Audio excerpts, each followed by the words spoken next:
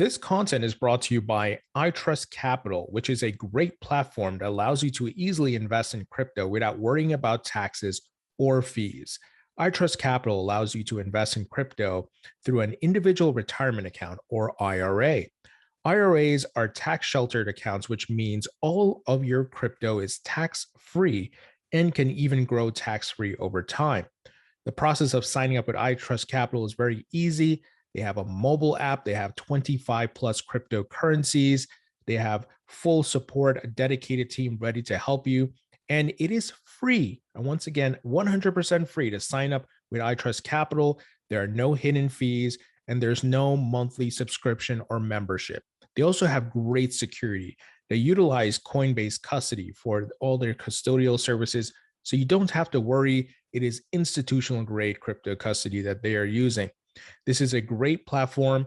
Once again, it is free to sign up. So visit the link in the description and go check it out. If you sign up with my link, you get a $100 funding bonus. So once again, check the link in the description. Welcome back to the Thinking Crypto podcast, your home for cryptocurrency news and interviews. With me today is Chris Giancarlo, who is a former CFTC chairman and the author of the book, CryptoDad, The Fight for the Future of Money. Chris, great to have you back on the show. Oh, it's great to be with you. Great to be back on Thinking Crypto. Chris, over the past week, there were some big updates around the digital dollar project, the move to getting a US CBDC, aka a digital dollar. There was mentions of a collaboration with the DTCC and what's called Project Lithium. Can you shed some light there and tell us about what's happening? Sure. So let me, first of all, actually, for your listeners, define who we are at the Digital Dollar Project and in some ways also make clear what we're not. So we're a private sector initiative that has set out, and we're a 501c3 charity. We're a non-for-profit. We have no commercial objective. Our goal is really to explore the policy implications and the practical real world use, the challenges and the opportunities of a central bank digital currency. And we're doing that knowing that right now, every major central bank in the world of any significance is currently looking at central bank digital currencies. And as your listeners surely know, China has launched a central bank digital currency with over 100 million users at this stage. So central bank digital currency is definitely in the future in some form or another, whether it is actually operated by a central bank or whether the central banks lay down parameters for the private sector to utilize. And our feeling, and this is our strong conviction, that money is as much a social construct as it is a government construct. And therefore, it's too important to be left just to the government itself to explore these challenges and opportunities. We feel it's important that there be a private sector component. In fact, if you look at the Federal Reserve's recent pronouncement, they've called for private sector engagement. So we're setting out to do exactly that. Now, we're not the government, however. At the end of the day, it is the Federal Reserve, it is the government that's going to make certain key decisions. What we're trying to do is do some of the advanced exploration and bring to it the resources that the private sector is uniquely equipped to bring to bear. Project management skills, resources, the ability to experiment without the government's usual restrictions. I know this, having run a government agency, restrictions on procurement, on resources, et cetera. And so we're looking to do that. And so we launched the Digital Dollar Project. We've been going now for over 2 years. Last year, we announced a series of pilot projects that we wish to examine, everything from wholesale use in institutional transactions of central bank digital currency, all the way across the spectrum to retail use and use to enhance financial inclusion. Okay, so with that as background, what we did last week is announce the very first of those pilot projects. Mm. And this one's on the institutional wholesale use side of the spectrum. And that is a partnership with the Depository Trust Clearing Corporation. Again, many of your listeners, but not necessarily all of them, will be familiar with the Depository Trust Clearing Corporation, known as the DTCC. And one way to put it is the DTCC is basically the plumbing of Wall Street. Mm. When you buy and sell securities, they are cleared and settled by the Depository Trust Clearing Corporation. When you buy corporate bonds, they're cleared through a subsidiary of the Depository Trust Clearing Corporation. The Depository Trust Clearing Corporation, it's the clearinghouse and the settlement service for transactions on Wall Street. It's therefore one of the most important clearinghouses and settlement services in the world, and perhaps is probably the largest in the world. And we're very pleased to work with them on this pilot project. And specifically, its goal is to examine how central bank digital currency can be integrated into that security settlement and clearing service to do what? To see whether it will actually improve efficiency, lower costs, increase speed of transactions, reduce trapped capital that gets caught in the system to be set aside for clearing and settlement of transactions, and how we can eventually get to what's known in the industry as atomic settlement, which is instantaneous settlement of all transactions rather than the day-long or several day-long processes that we have in place today. So it really is a big opportunity.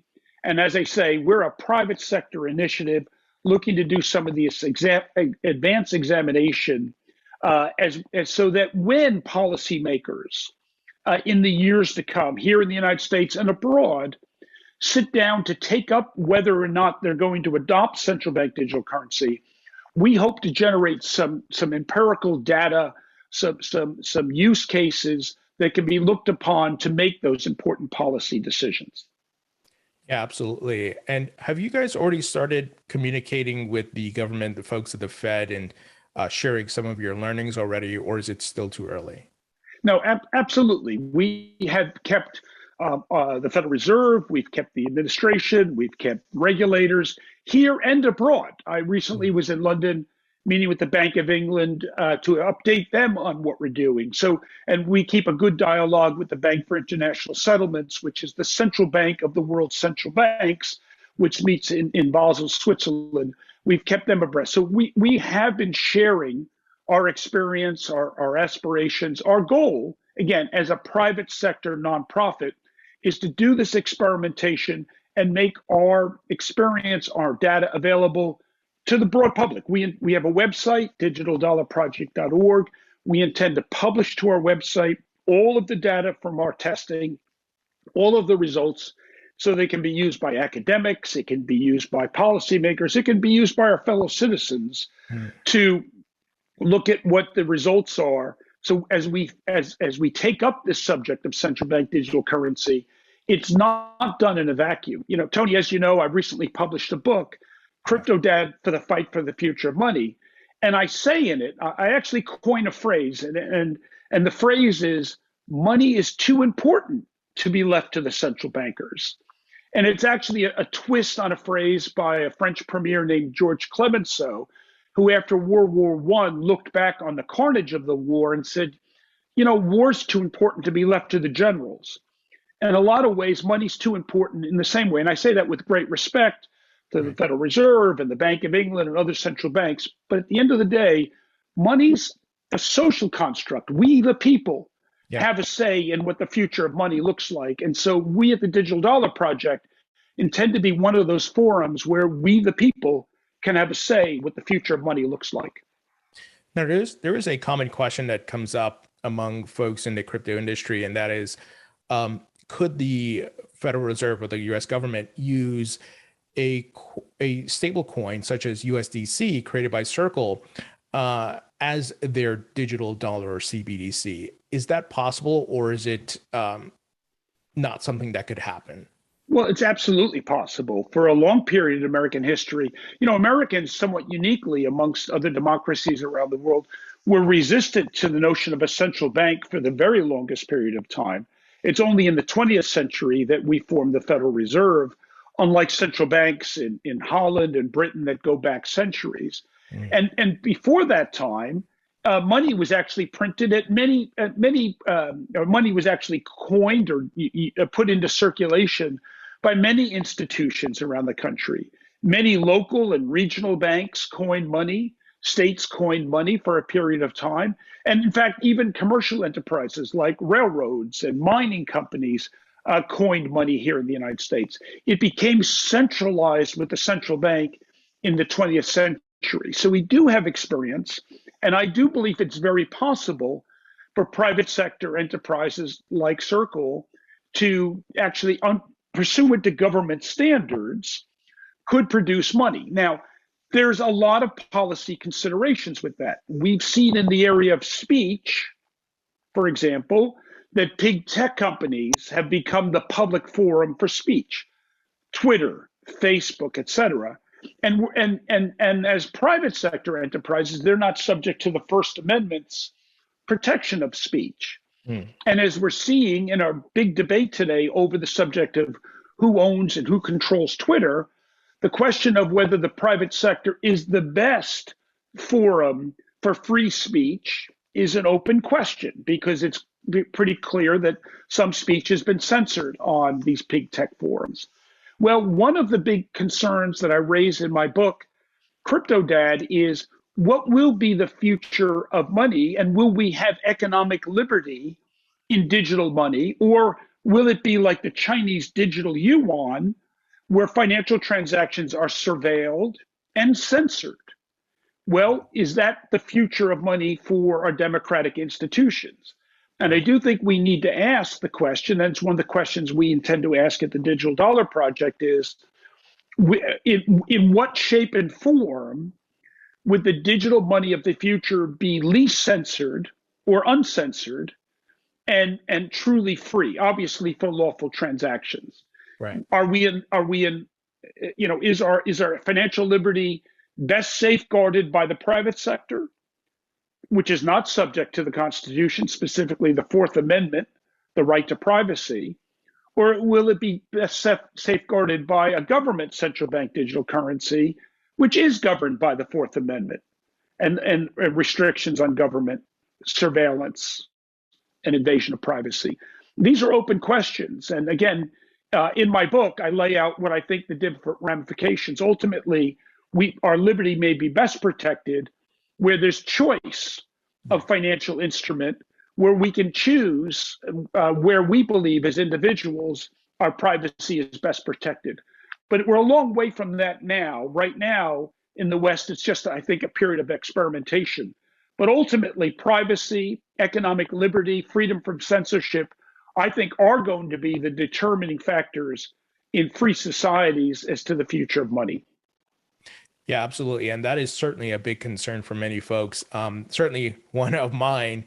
And that is, I know some folks in Congress have put out some bills and trying to maybe minimize certain information being viewed by the government. But to your point, if things are being done illegally, they can get a warrant and then pull that respective data. But certainly want to make sure that constitutional right, Fourth Amendment, is maintained with a CBDC digital dollar.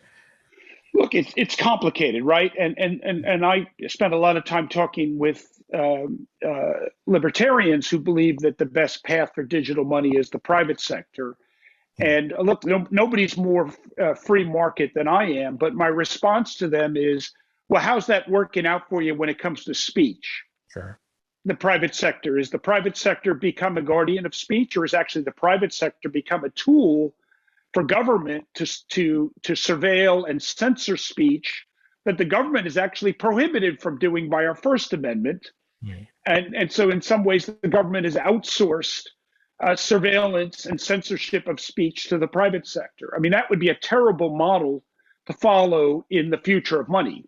I for one, believe that absolutely the future of money is digital. The question is, will we have the same rights to privacy that we have in analog cash in a future of digital cash? And that's really going to be, to me, if we get privacy right, especially if we get it right in a digital dollar, the digital dollar will be the aspirational financial instrument for generations to come.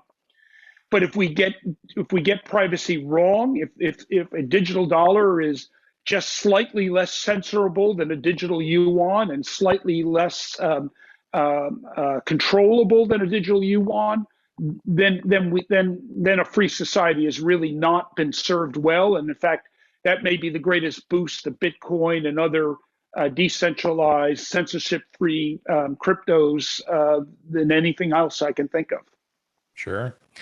I wanted to ask about the pilots, and I don't know how much information you can disclose, but are the folks testing different blockchains, or are they building their own proprietary blockchain? I don't know if you can give any names, but I have to ask. Well, so we are technology neutral at the Digital Dollar Project. We do not intend to propose a technological infrastructure. We do not intend to endorse any particular vendor or any particular blockchain technology. As you know, the Federal Reserve Bank of Boston and their Project Hamilton recently put forward some technological parameters, and I think that's good. Our focus at the Digital Dollar Project is more practical and policies focused. We intend to utilize different technologies in our pilots and our experimentation, and we'll publish in a sort of a judgment-free way our observations. But ultimately, the choice of what protocols to utilize in any form of digital dollar, whether that's a direct issuance by the Fed or whether that's the Fed, in a sense, endorsing or laying down certain protocols for the private sector to use, ultimately, those will be choices that will have to be made at the governmental level.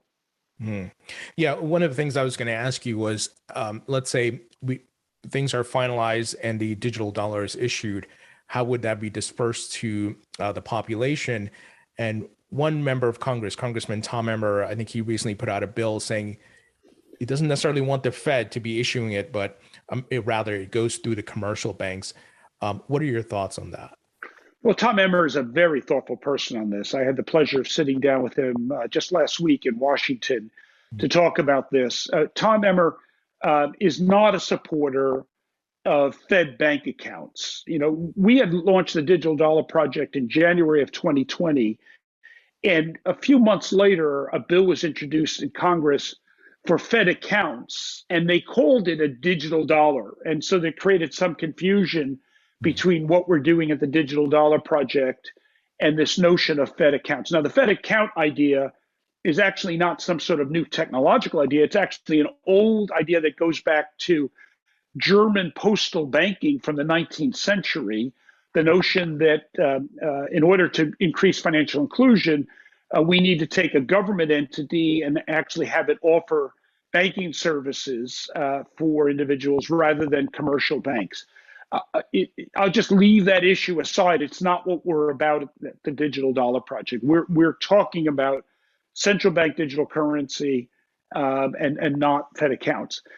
Tom Emmer, Congressman Emmer, is also concerned about the federal government getting into the business of central bank digital currency. And I recognize his concerns. Again, nobody is more free market than I am, but I pose the same question to him: is that, well, how is that privatization of speech working out for you?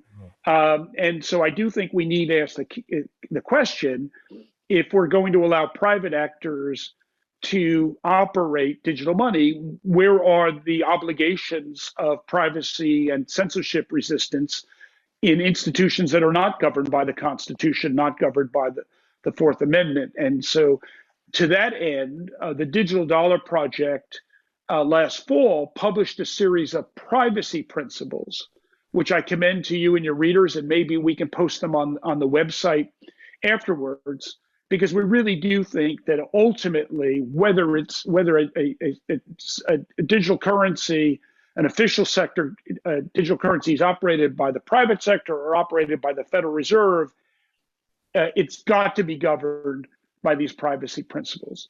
Now, one more point. In our original Digital Dollar Project white paper in May of 2020, we put forward what we call the champion model for a U.S. digital dollar central bank digital currency. And in it, we did propose that digital dollars, central bank digital dollars, Federal Reserve digital dollars, would be distributed into the financial system the same way that cash is distributed today. That is through the existing commercial bank system. Right now, cash is actually minted by the Treasury on behalf of the Federal Reserve, and the Federal Reserve puts it into circulation by distributing it through the regional Fed banks and ultimately through the commercial banks. When you go to an ATM and get your cash, you get it from a commercial bank. You don't get it from the Federal Reserve, and yet it's a Federal Reserve note. We propose that digital dollars would be done the same way, only you wouldn't go to an ATM. You would go to your digital wallet and your digital bank account with your local commercial bank and download digital dollars in that way. Yeah, and that totally makes sense as far as the pipeline. And I wanted to ask, is there a timeline, maybe a tentative date for when the U.S. is maybe targeting to get this going, given that there is a global competition happening? China is already in the lead. Any dates? Are we targeting this year, or is it maybe next year? When do you think this? So we've come a long way. So I published my first thinking on a central bank digital currency along with Dan Gorfine, the former head of Lab CFTC at the CFTC. In October of 2019, we published a piece in the Wall Street Journal called "If We Can Land a Man on the Moon, We Can Send the Dollar into Cyberspace." It was a catchy title, and the article caught a lot of attention. But at that very same time, in the fall of 2019, leaders of the Federal Reserve here in the United States were saying they saw no need for a U.S. central bank digital currency. Well, boy, has that changed in the last 2.5 years. Chairman Powell at the Federal Reserve, perhaps Vice Chairman Lael Brainerd, have all said that a central bank digital currency is something that they need to devote a lot of attention to. And then just most recently in the last month, the Biden administration put out an executive order in which they referred to the need for the United States to move forward with examination of a central bank digital currency. They called it at the utmost urgency. So we've come a long way in this regard. It's now a matter of urgency that the United States expand its consideration of CBDC. And I must say, I feel a bit justified and vindicated in that, because we've been saying that for 2.5 years now. Yeah, for sure. You were certainly beating the drum on that for years. So on that note, I think a lot of folks were surprised by the President Biden's crypto executive order. Some thought it was going to be something negative, maybe there's a bit of politics behind that, but nevertheless, I think it was something good and a call to action for all these agencies to come together, including your former agency, the CFTC, to work with other folks. Do you think this was a move in the right direction? Do you think there could have been more to it, or do you think it was on the mark? So first of all, let's for your listeners, let's sort of call to mind what an executive order is and what it's not. An executive order is actually not a pronouncement for the private sector. It's basically instructions to the government. Mm-hmm. And executive orders are often as much bottom-up driven. In other words, the various agencies go to the White House and say, we need an executive order on something because we actually need to have air cover to rededicate resources around our agency. Agencies have a long pipeline of projects they're working on, and every one of those pipelines have constituents that are expecting new rule writing or some new interpretations or some guidance. And the agencies have limited resources. if they're going to redirect resources to work on crypto issues, they need a reason why. They need a reason to tell those constituents, sorry, your project is not going to get completed this month as we had previously promised. It's now moved to a second burner or a third burner because we're now devoting resources to something new. So executive orders are often driven in response to government agencies, to the White House saying, we need some help here, give us some air cover. So this executive order, I believe, was very much a degree of air cover for the various agencies to direct resources to crypto issues. But also, I think it does state, and it also is interesting how many agencies were actually named in it. You know, crypto has been of concern to national security agencies for years now. It's been of concern to law enforcement. This was the first reasonably comprehensive set of instructions around the federal government. And I thought in that regard, it was quite impressive.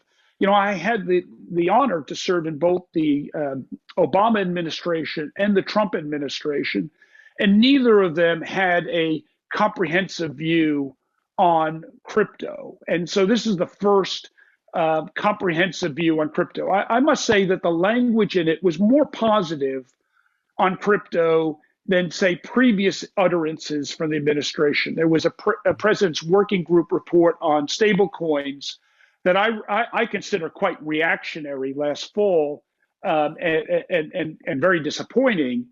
This one had a much more balanced approach to crypto.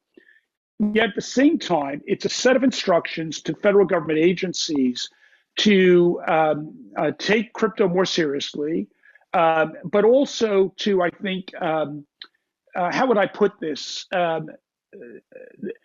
This is a call to government to assert political control over this new innovation. Mm. And I think that's one that a private, you know, a free society and the private sector needs to be careful about, because what's made crypto, I think, so dynamic, so creative, is that it hasn't been subject to comprehensive political control. And so we need to see how this plays out. As someone who is a former regulator and believes that regulation has helped serve the United States and its vibrant economy, if we get regulation right, it can be very positive. On the other hand, if we get regulation wrong, if it's more focused on politics and perhaps less on healthy markets, that can be damaging. So I'm pleased that the Biden administration, the first time, I think, in the emergence of this new sector, has recognized it for what it is, that is fundamentally transformative, and therefore there needs to be a good policy response. On the other hand, the jury's out as to what that policy response is, and I hope it's more constructive and perhaps less political than it might be. We'll have to see how that plays out. Real quick, because I know we're running up on time. Globally, there's a move towards crypto. We talked about central banks and so forth, but we're seeing just a lot of countries are adopting regulations, legalizing crypto. One such is Ukraine, of course, under unfortunate situation with the invasion from Russia, but we saw they legalized crypto and they were accepting crypto donations. Do you see that as a catalyst despite the dire circumstances? Well, Ukraine is going to turn out to be a watershed moment in the history of money. We've never seen a currency weaponized to the degree to which the dollar is being weaponized. In lieu of troops and boots on the ground, the dollar is being weaponized in the fight over Ukraine. Now, that's a mixed bag. I prefer to see the dollar weaponized than American GIs fighting overseas. That's a personal view. And so, whatever one may think of sanctions as a tool of statecraft, it's a less destructive tool or less bloody tool of statecraft than warfare. And yet we've never before in history seen the degree to which the dollar is being weaponized. That is going to have long-term ramifications for the dollar. Now, some proponents of the weaponization of dollar are concerned that crypto, in a sense, can be a loophole or a safety valve for that weaponization of dollars. I think that concern is overplayed. It's quite clear to me that sanctioned entities and sanctioned individuals in Russia are not going to be able to use crypto as a way of evading those sanctions. The crypto platforms and operations have been quite responsible. Their AML KYC tools and processes will be able to detect if there's sanctions avoidance going on. And quite frankly, there's just not enough capacity in the crypto system to move that kind of value by sanctioned people. But I do think that crypto is serving something of a safety valve for non-sanctioned people, for the common citizens of not just the Ukraine, but non-EU currency holders, whether they be in Poland or elsewhere, that are concerned about a run-on impact of devaluation of their currencies, can find that crypto on a 365 7 days 24/7 basis, be able to move money across borders, is a way of moving their value away from the harm of warfare and the weaponization of the dollar. So and not only that, it's a safety valve for value flowing in. I had dinner the other night with a senior partner in one of the world's largest accounting firms, and he told me he was contributing to Ukrainian freedom fighters using Bitcoin as a means. And so, when you weaponize the dollar, when you sanction individuals and parties, you've got to have some degree of air to breathe for the non-combatants who are caught up in this, whether breathing by moving their value to something that can retain its value as opposed to devalued currencies, or a way of receiving value to fight their freedom fighting, conduct their freedom fighting activities. And so, to those who would say, well, we've got to shut down crypto because it's a way of avoiding sanctions. No, it's not a way of avoiding sanctions in any practical extent, but also it's a way of giving people that are caught up in this awful war some way of coping. And do we really want to harm the very people who are already being harmed by this awful belligerence? And so I think that, and I also looked at some people that are critical of crypto and perhaps using this as a means of attacking crypto, and that's unfortunate. Yeah, and I think the great thing, we've seen the industry respond by doing studies and providing data showing not enough liquidity for folks to bypass sanctions. And to your point of the crypto exchanges have AML KYC set up now. So it's just a paradigm shift that's taking place, and it's interesting what's happening globally with crypto. I want to end it by asking you about your band, Crypto Kings Band. You have a upcoming performance, which I hope to make. Tell us about it. Where is it going to be, the date, and so forth? Well, it's been a 2-year-long COVID lockdown, Tony, and some people that love live music and some people that play live music like I do are just dying to get back out again. And so there's one of America's, I think it's the oldest tavern in America, the 76 House, operating in Japan, New York, goes back to the 1600s. George Washington actually did eat and drink there, and they've had live music there for centuries now. Anyway, we're performing there on Saturday night, April 30th. The band is called the Crypto Kings. It's a combination of guys I used to play with in Washington that were the backup band for a Washington band called the Second Amendments. You've probably seen Joe Scarborough, Morning Joe, where these guys were Joe's backup band when he was in Congress. And combination of them and an old band I played with, the Slacks. And so we're getting together. It's going to be a great night of country rock and fun tunes and some dancing and some great food and great beverages. So come on out, Saturday, April 30th, the 76 House, Japan, New York, and the band's called the Crypto Kings. Awesome. Chris, always a pleasure chatting with you. Thank you so much for joining me today. It's great to be with you. Let's do it again soon.